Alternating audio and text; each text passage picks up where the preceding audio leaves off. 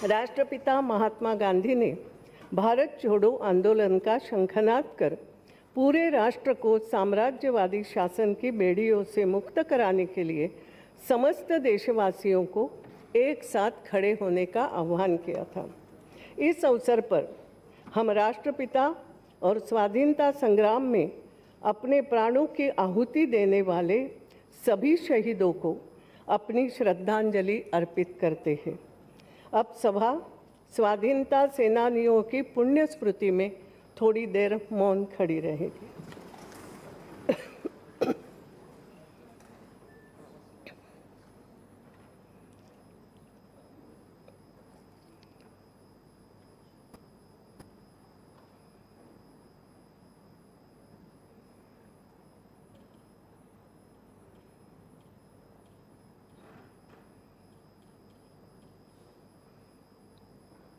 ओम शांति।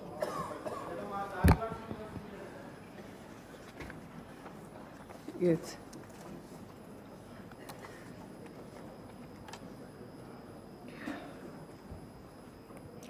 खड़ी होके पढ़ती हूँ क्वेश्चन और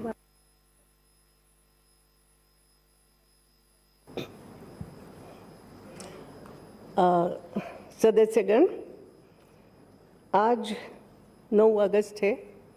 भारत छोड़ो आंदोलन के आज 75 वर्ष पूरे हो गए हैं। हमारे लिए बहुत ही महत्वपूर्ण अवसर है और इसलिए मुझे लगता है अभी साधारणतः पहले हम प्रश्नकाल चलाते हैं, लेकिन ये जो भावना है 75 वर्ष की हम सभी के मन में, और इसलिए आज प्रश्नकाल न चलाते हुए एक special occasion we can say हम इसी बात पे कुछ अपनी भावनाएं हर कोई व्यक्त कर सके, इसलिए हम ये समय निर्धारित करते शुरू करते हैं। भारत की आज़ादी के 70 वर्ष पूर्ण होने एवं स्वतंत्रता संघर्ष के सबसे महत्वपूर्ण पड़ाव भारत छोड़ो आंदोलन के 75 वर्ष पूर्ण होने पर उन क्षणों को सभा के सभी सदस्य एवं समस्त देशवासियों के साथ पुनः स्मरण करते हुए मुझे गर्व की अनुभूति हो रही है। हमारे स्वतंत्रता आंदोलन के इतिहास में सन 1942 में इसी दिन राष्ट्रपिता महात्मा गांधी ने ऐतिहासिक भारत छोड़ो आंदोलन शुरू करने का आह्वान करते हुए भारत से अंग्रेजों की सुव्यवस्थित वापसी की मांग की, जिसने विदेशी हुकूमत की नींव हिला दी, जिसके कारण हम विदेशी शासन से अपनी मातृभूमि को आज़ाद करा सकें। यद्यपि भारत छोड़ो आंदोलन स्वतंत्रता से पूर्व अंतिम आंदोलन था, पर भारत में स्वतंत्रता के लिए किए गए आंदोलनों का इतिहास बहुत लंबा है। यह सच है, एक समय भारत में ब्रिटिशों की हुकूमत हो गई थी, पर इससे सबसे बड़ा सच यह है कि पहले दिन से ही, यानी जैसे ही अंग्रेजों के ये मानसिकता समझ में आई भारतीयों के जहाँ जहाँ, वहाँ भारत को स्वतंत्र कराने के प्रयास भी तुरंत आरंभ हो गए थे। जहाँ ब्रिटिश अपनी औपनिवेशिक सत्ता का आनंद ले रहे थे, वहीं स्थानीय शासक, किसान, बुद्धिजीवी, आम जनता एवं विभिन्न राज्यों के सैनिकों के मन में स्वराज्य की भावना उमड़ रही थी। जगह जगह विदेशी शासन के खिलाफ विभिन्न रूपों में जनाक्रोश झलकता था। इस परचक्र के खिलाफ सतत आक्रोश फूट रहा था। इसमें उड़ीसा का पाइक विद्रोह हो, स्वाधीनता की मशाल बनाने के लिए वो आतुर जैसे थे। दक्षिण भारत में धीरान चिन्मलई, कट्टोबोमना, झारखंड के संताल विद्रोह के बारे में भी सबने सुना है। राम सिंह कुका भी उन्हीं में से एक ही स्वतंत्रता आंदोलनकारी थे। महान स्वतंत्रता सेनानियों को सब लोग तब जानते थे, परंतु ऐसे अनेक स्वतंत्रता सेनानी भी हुए जिनके बारे में बहुत कम लोग जानते हैं। कर्नाटक की कित्तूर रानी चेन्नम्मा, श्यामजी कृष्ण वर्मा हो, पूर्ववर्ती बंगाल की मतंगिनी हाजरा हो, नागालैंड की रानी गाइदिन्यू हो, कितने भी ऐसे नाम, या मैं कहूँ वासुदेव बलवंत फड़के, एक सामान्य मजदूर महाराष्ट्र का बाबू गेनू, कई कई ऐसे नाम हैं, ऐसे लोग हैं जिन्होंने स्वतंत्रता की बलिवेदी पर अपने प्राण न्यौछावर कर दिए, लेकिन गुमनाम रहे। महाराष्ट्र में बाल गंगाधर तिलक का घोष वाक्य स्वराज्य मेरा जन्म सिद्ध अधिकार है और मैं उसे लेकर ही रहूँगा। वहाँ से जो शुरुआत होती है तो गांधी जी का जो कथन था, let every Indian consider himself to be a free man, सब ये भावना करें, जो उन्होंने अगस्त क्रांति के समय दिया। इससे ये बात समझ में आती है कि कैसे जगह जगह हो रहे छोटे छोटे आंदोलनों को समेटकर एक राष्ट्रव्यापी आह्वान 1942 में हुआ।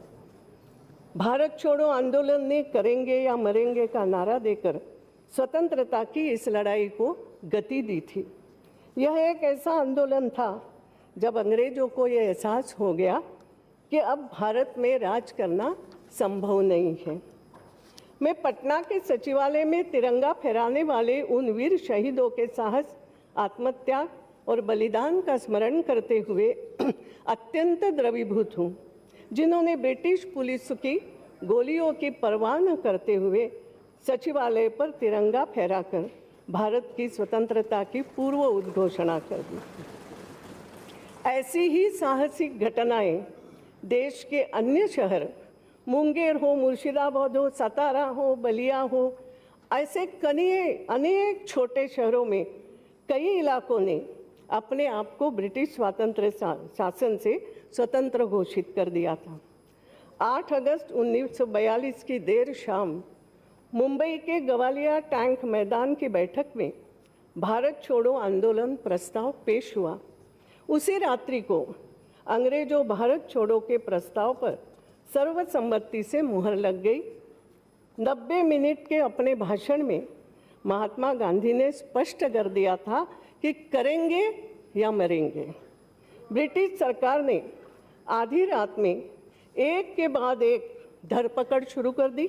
व्यापक गिरफ्तारियों से राष्ट्र हतप्रभ जरूर हुआ, लेकिन मृत नहीं हुआ, जीवित थी भावना। और भारत छोड़ो आंदोलन की सबसे बड़ी सफलता यह थी कि इस आंदोलन ने देश के बुद्धिजीवी वर्ग के साथ साथ गांव देहात के करोड़ों किसान, मजदूर और नौजवानों की चेतना को झकझोरा एवं उनको प्रत्यक्ष रूप से इस स्वतंत्रता संग्राम से जोड़ा था। आज हम भारत छोड़ो आंदोलन में शहीद हुए उन बेनाम वीरों को श्रद्धांजलि देते हैं, जिनके हृदय में देशभक्ति, ये उसकी भावना सदा सर्वदा प्रज्वलित होने वाली मशाल उनके मन में जलती थी और जिनकी आंखों में स्वतंत्र नव भारत के सपने थे।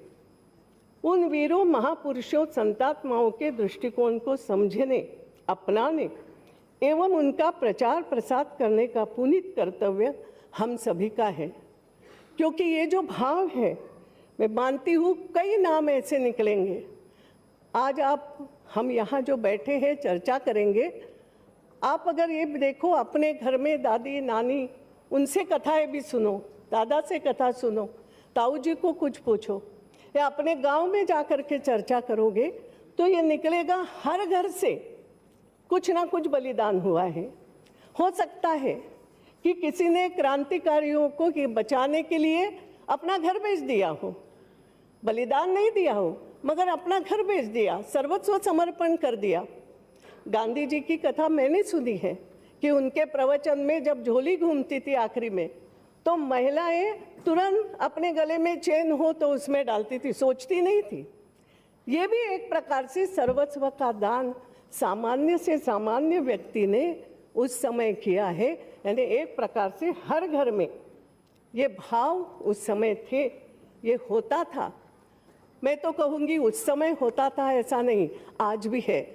हमें जगाना पड़ेगा क्योंकि मैंने अपने आँखों से देखा। एक बात आपको बताना चाहूँगी कि ये तो मैंने उस समय सुना, एक महिला को जब कहा गया कि उस समय केसरी पर प्रतिबंध था, मैं भाव बताती हूँ, केसरी पर प्रतिबंध, मेरे गांव में ही चर्चा थी। मुझे ही दादी नानी ने कहा कि केसरी पर प्रतिबंध लग गया, अब केसरी घर पे आएगा कैसा। आप जो महाराष्ट्र के उनको भी मालूम है, केसरी पढ़ना एक ऐसा भाव था घर घर में, क्योंकि उसमें जो लिखा भी जाता था उसमें एक भाव था। अग्रलेख लिखते समय लोकमान्य तिलक को जब ये संदेश आया कि आपके पुत्र की मृत्यु हो गई है, अग्रलेख लिखने से इधर से उधर भी न देखते हुए उन्होंने एक ही वाक्य बोला था, चलो स्वतंत्रता संग्राम के इस होम में मेरे घर का एक कंडा समर्पित हो गया। गौरी शब्द का था एक कंडा, ये भाव से लिखा जाता था। और इसलिए मुझे मालूम है कि केसरी पर जब प्रतिबंध लगाया ब्रिटिश शासन ने कि नहीं कोई पढ़ेगा, तब एक घर में चर्चा चल रही थी। वो शासकीय, आज के शासकीय नौकरशाहों को भी समझना चाहिए। ये हुआ कि मैं तो शासकीय नौकर हूँ, सर्विस करता हूँ, मध्यम वर्ग का व्यक्ति, और घर में चर्चा शुरू हो गई, अब क्या करेंगे, कैसे लगाएंगे केसरी, कैसे पढ़ेंगे। और लगाना यानी खरीदना है, क्योंकि वो भी एक प्रकार से मदद, फ्री में नहीं लेना है। और तब ये जब चर्चा शुरू हो गई, घर में जो महिला थी उसने कहा उसमें क्या बात है, आप अपने नाम से मत लो, मेरे नाम से तो केसरी आ ही सकता है।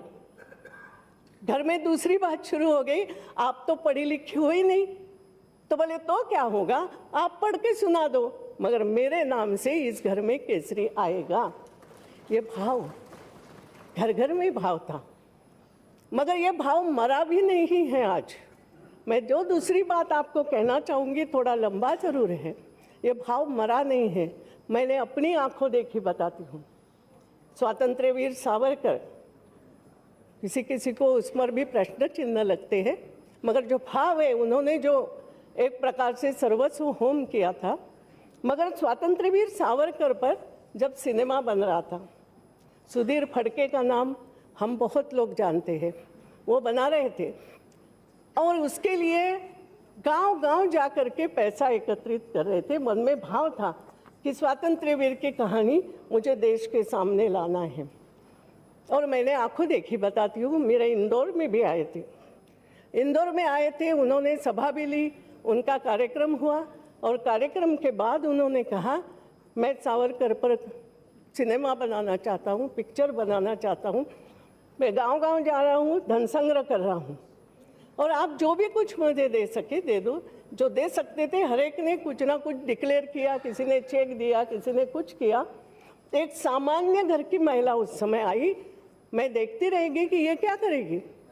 उसने कहा मेरे यहाँ बैंक अकाउंट में बहुत कुछ तो नहीं है, मगर ये एक एक सोने की चूड़ी बस मेरे पास है, और वो उन्होंने झोली में डाल दी कि मेरी तरफ से सावरकर जी का सिनेमा बना, क्योंकि मैं मानती हूँ, मैं जानती हूँ क्यों क्या थे। तो ये भाव कहो तो आज भी है, जागरूक करने की आवश्यकता है। तो जो साहस, संकल्प, आस्था, दृढ़ निश्चय और आत्मविश्वास के साथ हमने आज़ादी पाई थी, उन्हीं गुणों को पुनः आत्मसात करके हम हमारे सपनों का सर्वश्रेष्ठ, सर्वोत्तम, उत्कृष्ट, सशक्त, समृद्ध एवं विश्वस्तरीय भारत बना सकते हैं। हमारे स्वतंत्रता सेनानियों ने उस समय कहा था, अंग्रेजों भारत छोड़ो। मेरे मन में आज एक भाव है, आज जब हम सब लोग बैठे हैं, हम एक प्रकार से जनप्रतिनिधि हैं, लाख लाख लोगों का हम प्रतिनिधित्व करते हैं। मुझे मराठी के याद है कि छत्रपति शिवाजी के लिए एक वाक्य बोला गया था। एक सेनानी ने कहा था कि आप लड़ाई पे नहीं जाओगे, क्यों नहीं जाओगे, आप आगे नहीं जाओगे। तो एक वाक्य बहुत बहुत प्रसिद्ध उन्होंने कहा था मराठी में, लाख मेले तरी चालतील, लाखाचा पोशिंदा मरून चालणार नाही। लाखों लोग मरे तो चलेगा, लेकिन महाराज आप लाखों लोगों को पोषण देने वाले हो। वो पोषण यानी कोई अन्न प्रदान करना नहीं, मगर हो सकता है मानसिक पोषण भी होता है। तो हम सब लोग लाख लाख के जनप्रतिनिधि हैं, हमें जागरूक रहना। मुझे आज लगता है तब कहा था हमने अंग्रेजों भारत छोड़ो, अब हमें भारत जोड़ो आंदोलन की ज़रूरत है।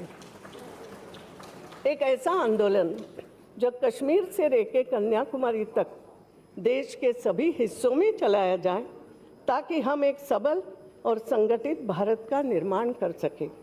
हमारे स्वतंत्रता सेनानियों ने एक ऐसे भारत का सपना देखा था जिसमें समावेशी विकास हो।